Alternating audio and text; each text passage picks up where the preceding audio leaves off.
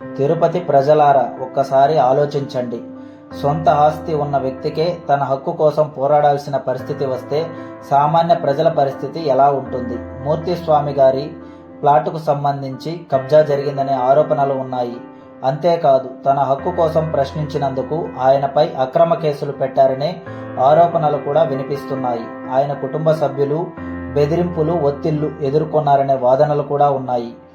ఈ ఆరోపణలు నిజమైతే ఇది ఒక మూర్తి స్వామి గారి సమస్య కాదు. ఇది ప్రతి సామాన్యుడి ఆస్తి హక్కుకు సంబంధించిన విషయం. ఈ రోజు ఒకరికి జరిగితే రేపు మనలో ఎవరికైనా జరగవచ్చు. అందుకే ఈ వ్యవహారంపై పూర్తి స్థాయి విచారణ జరిగి నిజాలు బయటికి రావాలి. బాధితుడికి న్యాయం జరగాలి. తప్పు చేసిన వారు ఎవరైనా ఉంటే చట్టం ముందు జవాబు చెప్పాలి. తిరుపతి ప్రజలకి నా విజ్ఞప్తి, ఈ వీడియోను వీలైనంత ఎక్కువగా షేర్ చేయండి. నిజం వెలుగులోకి వచ్చే వరకు, మూర్తి స్వామి గారికి న్యాయం జరిగేంత వరకు మన గొంతును వినిపిద్దాం. ప్రజాస్వామ్యంలో ప్రజల స్వరం చాలా శక్తివంతమైనది. న్యాయం కోసం కలిసి నిలబడదాం. నిజం కోసం పోరాడుదాం.